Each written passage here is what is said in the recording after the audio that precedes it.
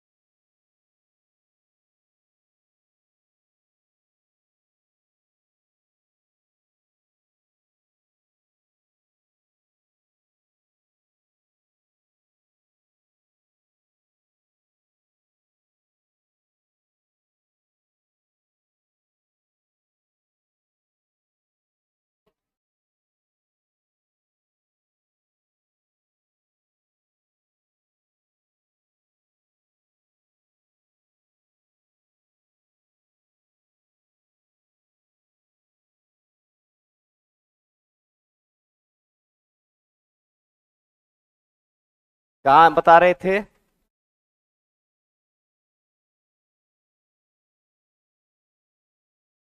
देखिए, अर्धसूत्री में, अर्धसूत्री नहीं, ये समसूत्री कोशिका विभाजन है। समसूत्री बताया गया था। अब समसूत्री में ये देखना है आपको कि इसको कई भागों में डिवाइड किया गया। पहला समसूत्री विभाजन में क्या होता है? सबसे पहले केंद्रक का विभाजन होता है। किसका? केंद्रक का। ठीक है। और केंद्रक विभाजन की प्रक्रिया 5 अवस्था में पूर्ण होता है। कितने अवस्था में? 5 अवस्था में। यानी आप यहां कह सकते हैं कि ये सेल है और सेल में केंद्रक है। आई जो केंद्रक है इसका विभाजन पहले होता है, तब इस सेल का विभाजन होता है। ठीक है। पहले किसका विभाजन होगा? केंद्रक का। आई केंद्रक का विभाजन होता है लगभग 5 अवस्था में। कितने अवस्था में? यानी केंद्रक विभाजन की पूरी प्रक्रिया 5 अवस्था में पूरी होती है। उसमें पहला अवस्था है विश्रामा अवस्था, या इसको कहते हैं इंटरफेज। अगर आपसे कोई पूछे कि कोशिका विभाजन और उसमें भी समसूत्री कोशिका विभाजन, माइटोसिस सेल डिवीजन का पहला अवस्था क्या होता है, तो पहला अवस्था बताइएगा विश्रामा अवस्था। कौन सा अवस्था? विश्राम। यह अवस्था विभाजन के पूर्व का अवस्था है। जब ये केंद्रक विभाजन नहीं होता है उससे पहले का यह अवस्था है। यह अत्यधिक क्रियाशील अवस्था है। इस अवस्था को यानी विश्रामा अवस्था को हम निम्न भागों में बांटे। पहले तो हम किसको बांटे हैं? समसूत्री कोशिका विभाजन को। समसूत्री विभाजन में पहला अवस्था है विश्रामा अवस्था। अब विश्रामा अवस्था के भी कई अवस्था हैं। उसमें पहला अवस्था है G1 फेज। तो G1 फेज किसका अवस्था है? विश्रामा। अब विश्रामा अवस्था किसका है? समसूत्री कोशिका विभाजन का। यानी समसूत्री कोशिका विभाजन का पहला अवस्था कौन है? विश्रामा अवस्था। अब विश्रामा अवस्था का पहला अवस्था कौन है? G1 अवस्था। यानी पहले समसूत्री कोशिका विभाजन कहेंगे। समसूत्री कोशिका विभाजन को 5 अवस्था में बांटा गया है। उसका पहला अवस्था है कौन? विश्रामा अवस्था। और विश्रामा अवस्था का पहला अवस्था है G1 फेज। इस अवस्था में आरएनए एवं प्रोटीन का निर्माण होता है। प्रश्न आपसे पूछा जाएगा कि आरएनए और प्रोटीन का निर्माण किस अवस्था में होता है? G1 अवस्था में। G1 अवस्था किसका पार्ट है? अब विश्रामा अवस्था, समसूत्री कोशिका विभाजन का पहला अवस्था कौन? कौन? उसको कहते हैं विश्रामा अवस्था। मतलब कोशिका विभाजन में समसूत्री कोशिका विभाजन 5 अवस्था में संपन्न होता है। पहला आप देखेंगे किताब में, इंटरफेज पढ़ेंगे, प्रोफेज पढ़ेंगे, मेटाफेज पढ़ेंगे, एनाफेज पढ़ेंगे, टेलोफेज पढ़ेंगे। टोटल अवस्था कितना? 5। और उस 5 में पहला अवस्था यानी माइटोसिस, समसूत्री कोशिका विभाजन का पहला अवस्था है विश्रामा अवस्था। और विश्रामा अवस्था का पहला पार्ट है G1 फेज। इसमें क्या होता है? इसमें आरएनए एवं प्रोटीन का निर्माण होता है। अब आपसे प्रश्न पूछा जाएगा कि आरएनए एवं प्रोटीन का निर्माण होता है G1 फेज, यानी G1 फेज अवस्था में जो है किसका निर्माण होता है?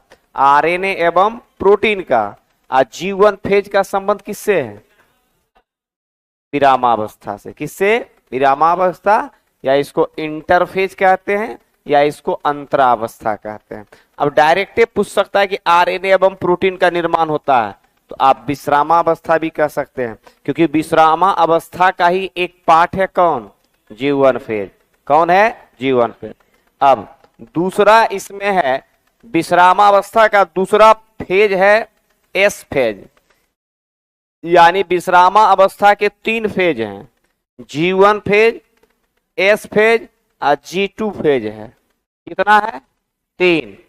एक में प्रोटीन और आरएनए का निर्माण हुआ, और दूसरे में जो है, दूसरे में देखिएगा डीएनए एवं क्या, आप लोग किताबों नहीं देखते क्या जी? डीएनए का, यानी डीएनए का संश्लेषण होता है, जिसके फलस्वरूप यह मात्रा क्या हो जाता है? दुगुना। तो डीएनए का संश्लेषण की क्रिया किस अवस्था में होता है? एस फेज में। आरएनए एवं प्रोटीन का निर्माण G1 फेज। आई G1 और एस फेज किसका पार्ट है? इंटरफेज का। किसका? इंटरफेज का या विरामावस्था का। और विरामा अवस्था अगर पूछा जाएगा कि समसूत्री कोशिका विभाजन का पहला अवस्था विरामावस्था। टोटल अवस्था कितना? 5 टोटल, यानी समसूत्री कोशिका विभाजन के कुल कितने अवस्था? 5। उसमें पहला अवस्था है विरामा अवस्था। अब तीसरा जो है वो है G2 फेज। कौन फेज? G2 phase. डीएनए का संश्लेषण रुक जाता है, इसमें डीएनए का संश्लेषण रुक जाता है, किंतु आरएनए एवं प्रोटीन का संश्लेषण होता है। इंटरफेज में क्रोमेटिन जाल जो होता है वो अकुंडलित एवं पतला होता है, सेंट्रोसोम विभाजित हो जाता है। कौन सी अवस्था में? G2 फेज में। किसमें? G2 फेज में। ये सेल है, इसके अंदर केंद्रक है, केंद्रक के अंदर क्रोमेटिन है। अब यहां पर थोड़ी बहुत क्रिया होना शुरू हो जाता है। तो इंटरफेज के कितने अवस्था? 3। इंटरफेज का 3। इंटरफेज का पहला G1 फेज, दूसरा S फेज और तीसरा G2 फेज। ये किसका पार्ट है? इंटरफेज का या विरामावस्था का। क्लियर? अब ये खाली कार्य ध्यान रखिएगा। अब देखिए, हमने आपको अभी बताया कि समसूत्री कोशिका विभाजन कितने अवस्था में? 5। पहला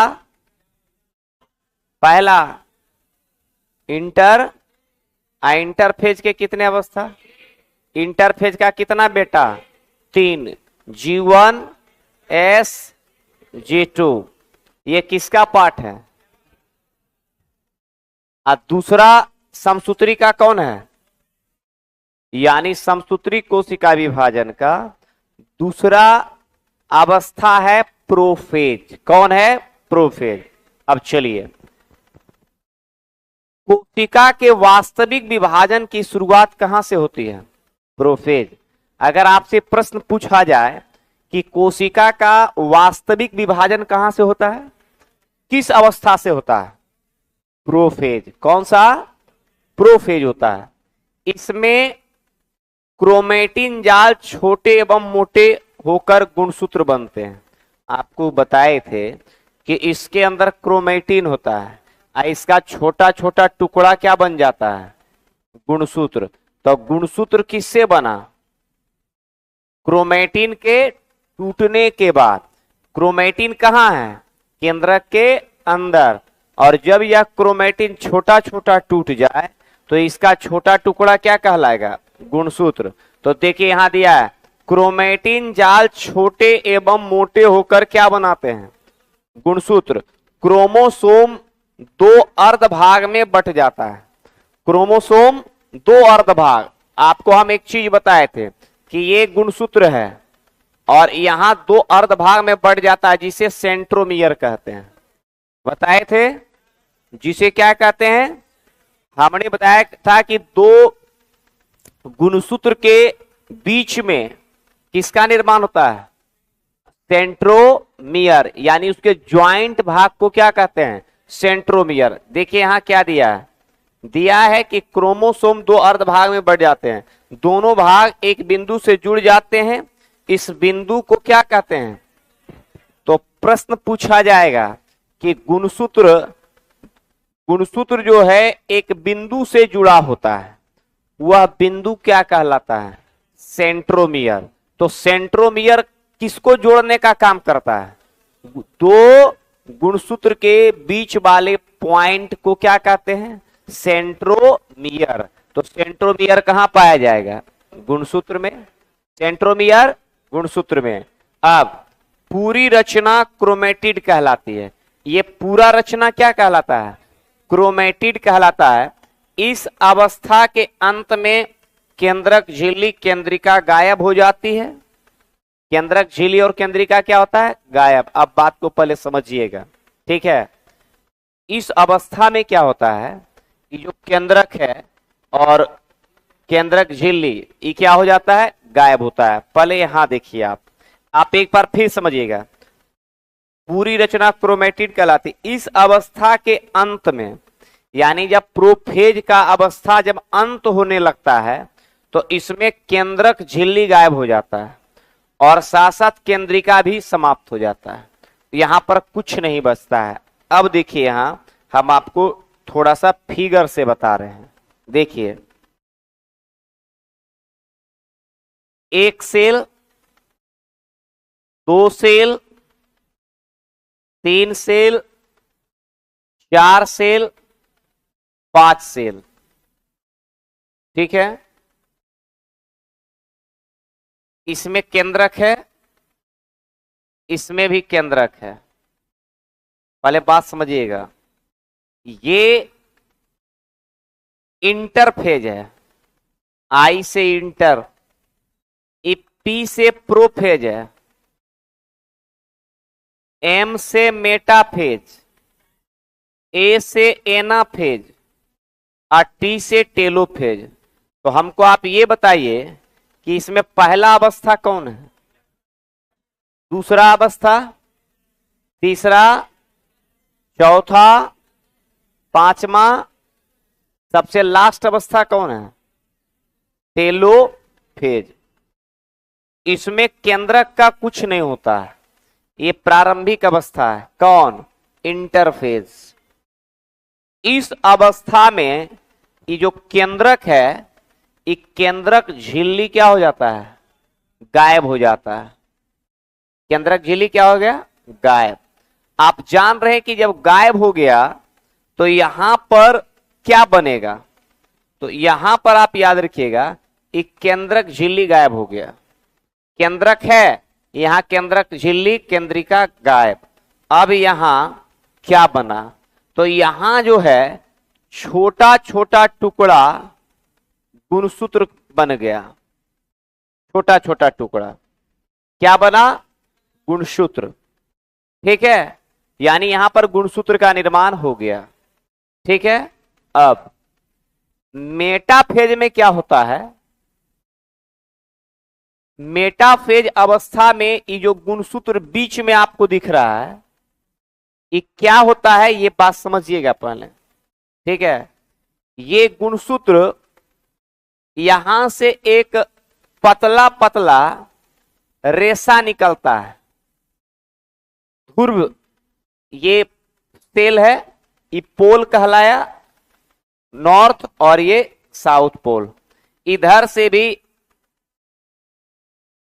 फाइबर रेशा, पतला पतला रेशा निकला। और किया क्या कि ये सारा जो है गुणसूत्र ये फाइबर से जाके क्या हो गया, फाइबर से जाके जुड़ गया। कौन कौन जुड़ा यहां, गुणसूत्र, यानी ये स्पाइंडल फाइबर है। फाइबर का मतलब कि ये सेल से ही ये निकला है। ये क्या किया कि ये जा करके गुणसूत्र को क्या किया, यानी गुणसूत्र में जाके चिपक गया। ठीक है, तो गुणसूत्र जाके सब इसमें क्या हो गया, जुड़ गया। किसमें जुड़ा, स्पाइंडल, स्पाइंडल फाइबर, फाइबर से जाके कौन जुड़ा, जुड़ गया कौन, गुणसूत्र। अब ऊपर भी जुड़ गया और नीचे भी जुड़ गया। क्लियर। एनाफेज में क्या हुआ कि अब आधा आधा गुणसूत्र को, ये जो फाइबर था स्पाइंडल फाइबर, ये आधा गुणसूत्र को ऊपर ले चल गया, आधा गुणसूत्र को नीचे खींच लिया। आधा गुणसूत्र ऊपर, आधा गुणसूत्र नीचे। ठीक है, अब आधा चला गया ऊपर, आधा चला गया नीचे। पहले ये बीच में था गुणसूत्र, तो आधा ऊपर चल गया, आधा नीचे चला आया। ये कौन सा अवस्था में हुआ, एनाफेज में। और टेलोफेज में क्या हुआ कि जो ऊपर में गुणसूत्र था, ठीक है, ये गुणसूत्र जो है, जो भी ऊपर में गुणसूत्र था, इसके ऊपर अब एक आवरण बन गया, ऊपर कंप्लीट। ये जो आवरण बना है ये बन गया केंद्रक। इसमें केंद्रक भी बन गया, ऊपर एक केंद्रक और एक केंद्रक नीचे। 21 अवस्था में केंद्रक बना टेलोफेज में, और लास्ट में बीचे से क्या हो गया, अलग हो गया। तो दो अलग सेल बना, और दोनों सेल में दो नया नया किसका निर्माण हुआ, केंद्रक का निर्माण हुआ।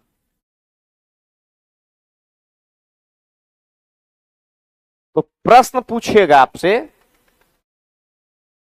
पहला अवस्था में क्या था कि केंद्रक यहां दिख रहा है, इसमें केंद्रक झिल्ली गायब, सिर्फ बचा क्या, गुणसूत्र।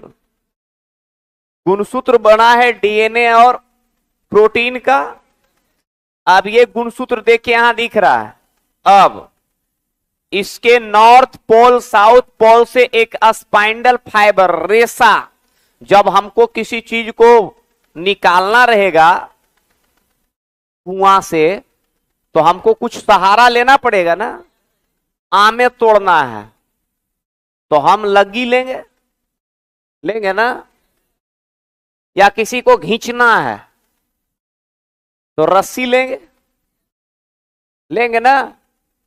किसी को खींचना है तो रस्सी के सहारे खींचेंगे। तो यहां पर क्या है कि ये जो स्पाइंडल फाइबर है ये बाल के जैसा दिखता है, और ये स्पाइंडल फाइबर जो है ये आपस में जाके मेटाफेज में क्या होता है, चिपक जाता है। एनाफेज में क्या होता है, एनाफेज में अब स्पाइंडल फाइबर जो दिख रहा है ये एनाफेज में ही गायब हो जाता है। किसमें, इसका काम क्या है, इसका काम है गुणसूत्र को आकर्षित कर लेना, खींच लेना, खींच करके ऊपर खींचेगा वो, क्योंकि बीच में रहेगा तो विभाजन नहीं होगा। तो अब क्या किया कि ऊपर ले आया, ऊपर लाने के बाद स्पाइंडल फाइबर नष्ट हो गया। अब सिर्फ यहां क्या बचा, गुणसूत्र। ये एनाफेज में हुआ। एनाफेज में के बाद लास्ट अवस्था है टेलोफेज।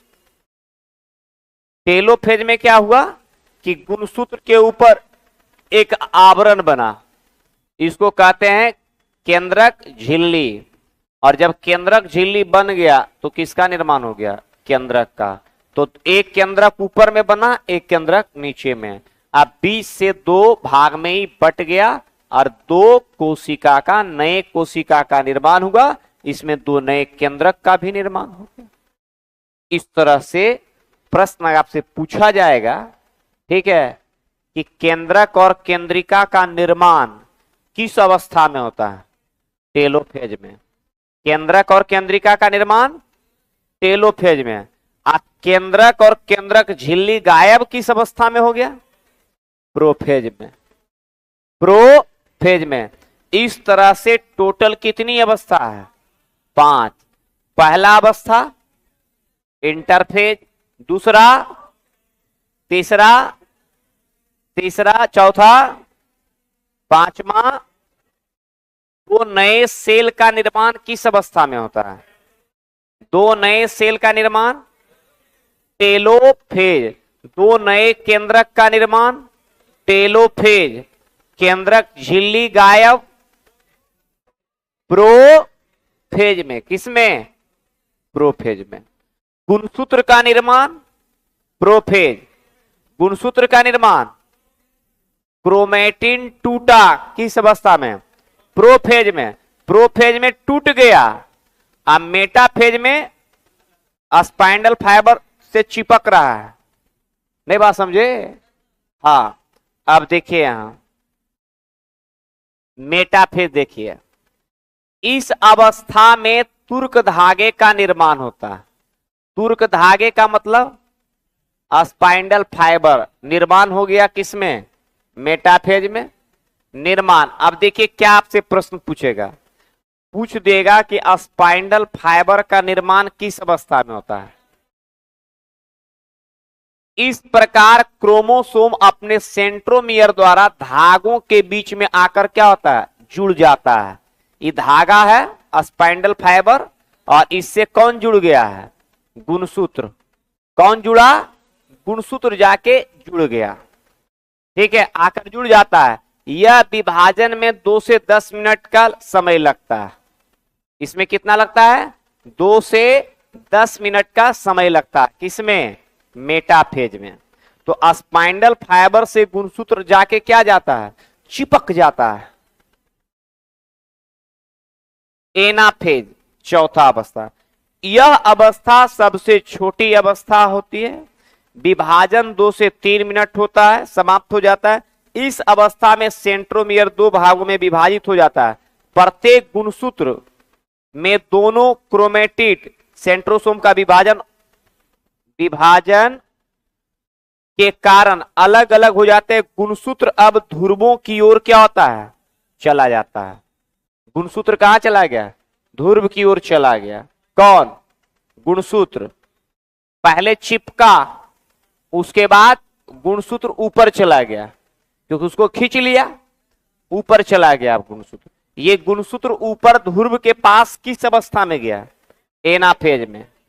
पहले तो गुणसूत्र बना प्रोफेज में। ठीक, किससे बना? क्रोमेटिन टूटा, क्या बना? यह क्रोमोसोम है। क्रोमोसोम एकदम पूरा क्लियर समझिए। क्रोमोसोम बना किस अवस्था में? प्रोफेज में। क्रोमोसोम स्पाइंडल फाइबर से जुड़ा, क्योंकि नहीं जुड़ेगा तो ऊपर घिंचेबे नहीं करेगा। मेटाफेज में। एनाफेज में क्या हो गया? ये दोनों जो गुणसूत्र था दोनों साइड में, वो दोनों आधा आधा ऊपर चला गया एनाफेज में। तो आप यहां आपसे क्या प्रश्न पूछा जाएगा? गुणसूत्र अब दोनों ध्रुव की ओर चला जाता है, यानी किस अवस्था में गुणसूत्र जो है ध्रुव की ओर चला जाता है? एनाफेज में। किसमें? एनाफेज में। ठीक है, किस अवस्था में? एनाफेज में। ठीक है, ये चीज को आपको याद रखना है। तो यहां पे एनाफेज कौमा अवस्था है? चौथा अवस्था। ठीक है, अब चलिए पांचवा जो अवस्था है, ये पहले यहां देखिए आप लोग, पांचवा अवस्था क्या कह रहा है? टेलोफेज। इस अवस्था में प्रोफेज का उल्टा होता है। क्या उल्टा होता है? उसमें केंद्रक एवं केंद्रिका स्पष्ट हो जाता है। मतलब प्रोफेज में केंद्रक और केंद्रिका गायब हो गया, इसमें आ गया, तो उसका उल्टे न है। नहीं बात समझे? उल्टा का मतलब क्या होता है? बिल्कुल विपरीत काम करना। तो एक में क्या हुआ? एक में गायब हो गया और एक में आ गया। क्रोमोसोम पतले हो जाते हैं, इस प्रकार केंद्रक से दो केंद्रक का निर्माण हो जाता है। केंद्रक से क्या लिखा है? केंद्रक से दो केंद्रक का। पहले एक ही केंद्रक था, एक ही था ना, लेकिन इससे कितना सेल बना? दो सेल, और दो नए केंद्रक का निर्माण हो गया। तो दो नए केंद्रक, केंद्रिका या केंद्रक झिल्ली का निर्माण किस अवस्था में होता है? टेलोफेज में। किसमें? गुणसूत्र का निर्माण प्रोफेज। गुणसूत्र का निर्माण प्रोफेज। गुणसूत्र का निर्माण प्रोफेज में हुआ। ठीक है, फिर से एक बार मैं समझाता हूं। देखिए ऑनलाइन वाले लड़के, इतना आसान साहब नहीं है, ये आप जिंदगी में नहीं पढ़े हैं, ये टॉपिक आप जिंदगी में नहीं पढ़े हैं, फिर भी हम समझा पा रहे हैं। धरती पर तो नहीं कोई समझाएगा आपको, पूरे धरती का हम बात कर रहे हैं। ठीक है, हिंदी में कौन पढ़ाएगा आपको? जैसे जो अगर अच्छा से बायोलॉजी पढ़ाएगा तो अंग्रेजी में पढ़ाएगा, हिंदी में बायोलॉजी नहीं पढ़ता है कोई। समझ गए? कोई अगर अच्छा आपको दुनिया का सबसे महान टीचर आएगा, उस तो हिंदी में पढ़ेबे न करेगा, और आपको हिंदी में नहीं पढ़ाएगा तो आपको अंग्रेजी में समझ में आएगा। है? जब हिंदी में नहीं समझ में आ रहा है तो अंग्रेजी में समझ में आ जाएगा। समझ रहे हैं? तो बात क्लियर समझिए। ऑनलाइन में कैसे समझिएगा? ऑनलाइन में अगर टीचर ही टॉपिक पढ़ाना शुरू करेगा ना, तो देखने वाला देखेगा, को है पता 5 गो लाइव रहेगा, 10 गो। क्यों है पता? क्योंकि उसको पते नहीं चलेगा, ये पते का चीज नहीं है। ठीक है, हल्का हल्का मारेगा तो लड़का देखता है। लड़का तो आजकल हल्का प्रश्न को देखता है। फिर से एक बार देखिएगा ऑनलाइन। देखिए ये सेल है, ये भी सेल है, ये भी सेल है, ये भी सेल है, ये भी सेल है। मैं इसलिए बना दिया कि अवस्था चेक करना है। पहला अवस्था आई से इंटर, पी से प्रोफेज, एम से मेटाफेज, ए से एनाफेज, टी से टेलोफेज। 5 अवस्था है। देखिए साहब, इसमें केंद्रक है, तो हम आपको बताए कि भैया चलो इसमें केंद्रक दिख रहा है, और केंद्रक के अंदर ही क्रोमेटिन है।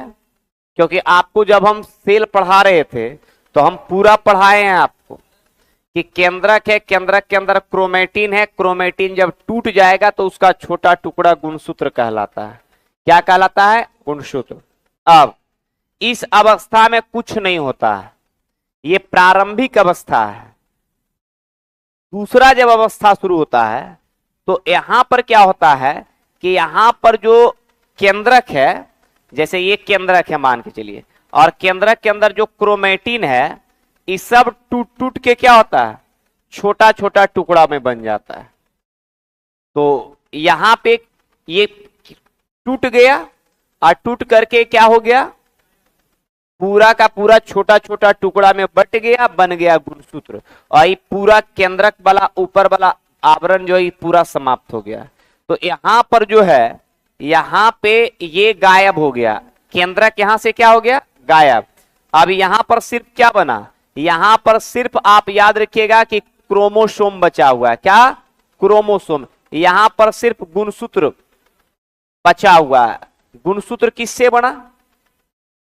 केंद्रक में जो क्रोमेटिन है, ये देखिए क्रोमैटिन है, ये क्रोमेटिन केंद्रक के अंदर है, और यही टूट करके क्या बना? गुणसूत्र, और ये पूरा का पूरा केंद्रक गायब हो गया। ये किस अवस्था में गायब हुआ? प्रोफेज में। किसमें? प्रोफेज में। ठीक है, तो आप यहां समझ में आया कि केंद्रक के अंदर क्रोमेटिन का जाल, ठीक है, यहां पे केंद्रक दिख रहा है।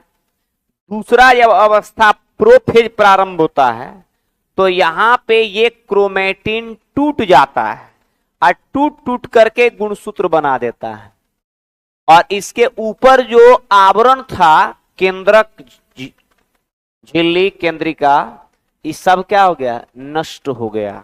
तो केंद्रक, झिल्ली, केंद्रिका ये सब नष्ट या गायब हो जाता है किस अवस्था में? यहां केवल क्या बचा? गुणसूत्र। ये किस अवस्था का बात है? प्रोफेज का। तीसरा अब अवस्था प्रारंभ होता है मेटाफेज।